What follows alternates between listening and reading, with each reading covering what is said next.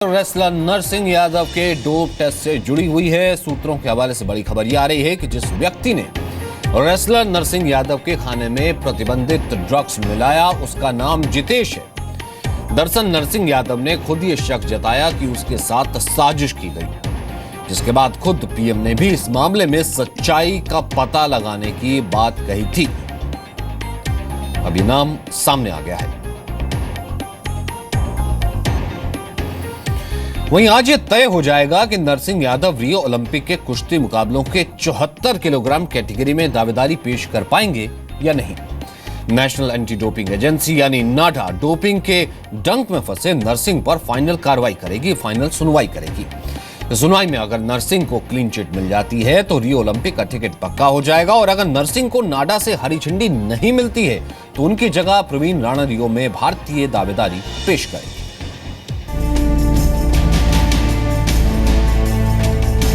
नरसिंह किसकी साजिश का शिकार? जानबूझकर प्री प्लानिंग के थ्रू फंसाया जा रहा है। ये सवाल अब देश की इज्जत का बन गया है।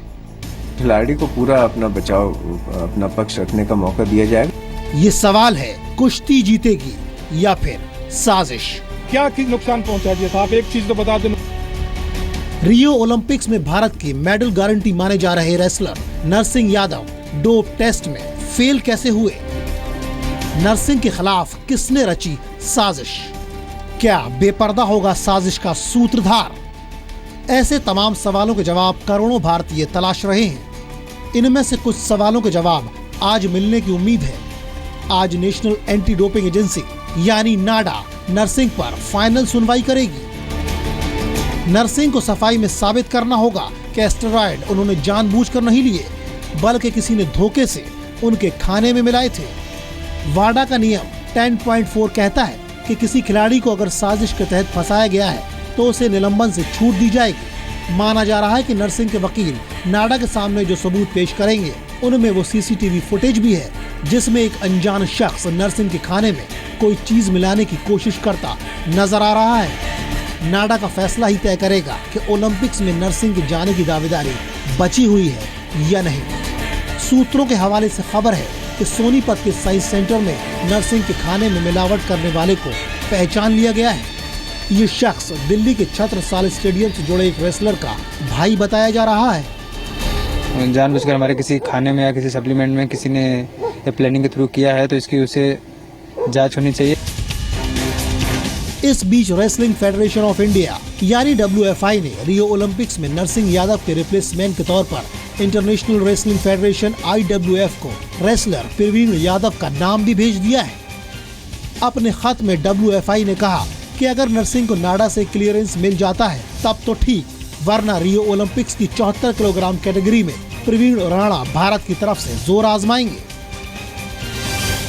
पूरी उम्मीद करता हूं कि जितना मैं अच्छा कर सकता हूं अपनी तरफ से पूरा अच्छा करूंगा और देशवासियों को निराश होने का मौका नहीं दूंगा। लेकिन नरसिंह खुद को बेगुनाह साबित नहीं कर पाए तो क्या उनके रेसलिंग करियर पर ग्रहण लग जाएगा? इसी चिंता को लेकर नरसिंह के माता पिता बनारस में उस धरने में शामिल होने पहुंच गए, जहां उनके बेटे को इंसाफ दिलाने की मांग बुलंद की जा रही थी। कोई भी हमारा बेटा नशा नहीं करता है, पान तकले नहीं खाते हैं, चाय भी नहीं पीते हैं, तो आज इस कैसे करेंगे? हम शुरू से आखिरी तक दोनों बेटों को साथ में लेकर उनके पहलवानी सिखाते थे। और आए हैं रामू, उनका उस्ताद भी, पूछो कोई नशा अपने काम से काम रहते हैं। आज कैसे निकल आए? क्या हो गया मेरे बेटा को? क्या कोई खिला दिया, पिला दिया, क्या कर दिया? ऐसा तो कभी नहीं होता।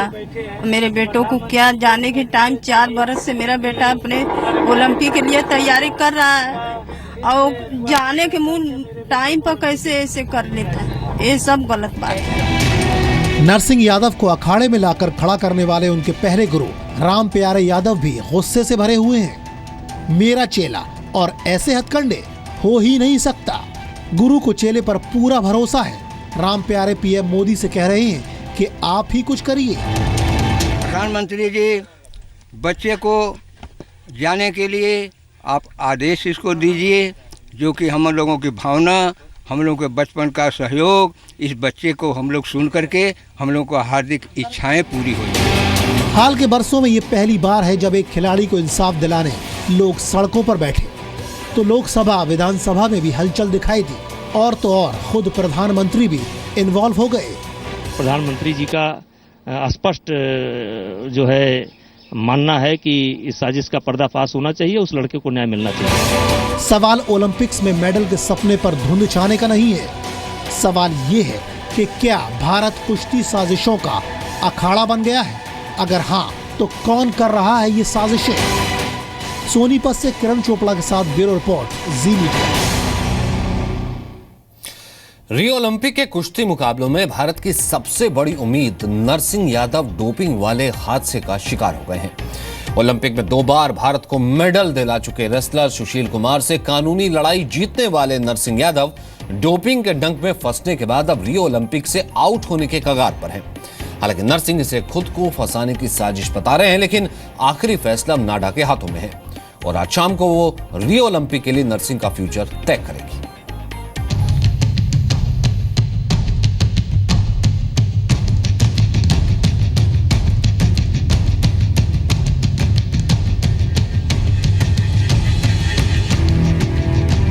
मुझे जानबूझकर प्री प्लानिंग के थ्रू फंसाया जा रहा है, क्योंकि आज तक मैंने अपने पूरे करियर में कभी डोप नहीं लिया है। पता नहीं कैसे किसी ने मतलब साजिश से इसके खाने में या प्रोटीन में या किसी सप्लीमेंट्री में डाला हुआ है। नहीं, सुरक्षा तो मैम अब उसके हम तो जल्दी मैच में किसी को घुसने नहीं देते हैं, बाहर के बंदे जो आता है खिलाड़ी ही आते हैं। उसकी पूरी जांच होनी चाहिए, सच सामने आना चाहिए। वाडा कोर्ट में क्लास दिया हुआ है, उसमें ये लिखा हुआ है कि अगर आप प्रूव कर सकता है कि सबोटेज हुआ है, एविडेंस चाहिए। दांव पर ओलंपिक्स में भारत की उम्मीदें लगी, लेकिन जमीन पर साजिश, शिकायत और सच के दांव पेच तेजी से आजमाए जा रहे हैं। यह है 74 किलो वर्ग में ओलंपिक्स में भारत का प्रतिनिधित्व करने की चाह रखने वाले पहलवान नरसिंह पंचम यादव। रेसलिंग के रिंग में नरसिंह यादव अपने उस दांव के लिए जाने जाते हैं जिसे भारत में देसी कुश्ती लड़ने वाले धाक कहते हैं। 2015 की वर्ल्ड रेसलिंग चैंपियनशिप में ब्रॉन्ज मेडल जीतकर नरसिंह यादव ने अपनी धाक जमाई और 74 किलो वर्ग में ओलंपिक्स के लिए क्वालिफाई भी कर लिया।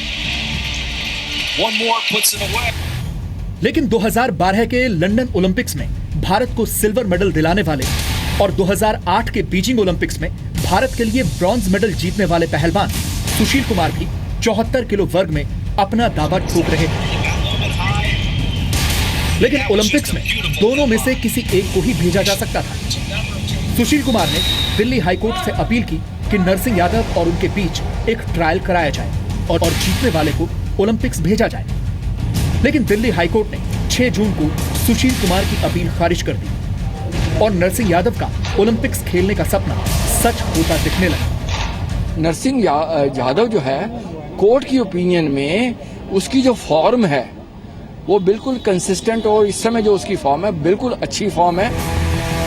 लेकिन इसके बाद जो कुछ हुआ वो आपको किसी फिल्मी कहानी की तरह लग सकता है। कुश्ती के 74 किलो वर्ग में भारत का प्रतिनिधित्व करने की लड़ाई नरसिंह यादव ने अदालत में तो जीत ली, लेकिन डोपिंग से हार गए। भारत की नेशनल एंटी डोपिंग एजेंसी यानी नाडा ने पाया कि नरसिंह यादव ने प्रतिबंधित स्टेरॉइड का सेवन किया है।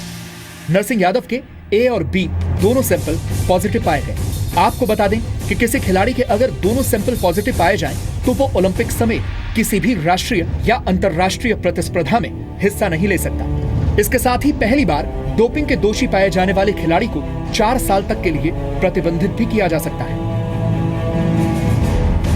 सस्पेंशन फर्स्ट ऑफेंस के लिए 4 साल तक बैन हो जाएगा।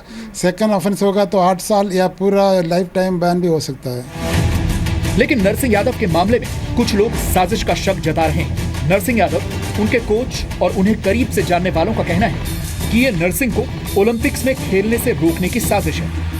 मुझे जानबूझकर फंसाया जा रहा है, मेरे खिलाफ साजिश की जा रही है और मुझे रोकने की कोशिश की जा रही है। कैसे किसी ने मतलब साजिश से इसके खाने में या प्रोटीन में या किसी सप्लीमेंट्री में डाला हुआ है। कभी सोचा नहीं था कि ऐसा भी कोई करेगा या इतना नीचे तक भी कोई गिर जाएगा। क्या वाकई नरसिंह यादव के खिलाफ कोई बड़ी साजिश रची गई है? क्या नरसिंह यादव के डोप टेस्ट में फेल हो जाने का रिश्ता सुशील कुमार के साथ उनके विवाद से है? क्या नरसिंह यादव खुद को बचाने के लिए साजिश की बात कह रहे हैं, या फिर वाकई नरसिंह यादव के ओलंपिक्स वाले सपने को चित करने के लिए किसी ने बड़ा दांव खेला है? और यहाँ रुक रहे हैं छोटे से ब्रेक के लिए, क्योंकि कुछ ही देर बाद ये सुनवाई भी शुरू होनी है। अब नरसिंह यादव जो कि साजिश ये बता रहे हैं, कहीं ना कहीं इसके तार भी जुड़ते नजर आ रहे हैं। अब ये देखना होगा कि वो उसे प्रूव भी कर पाते हैं या नहीं।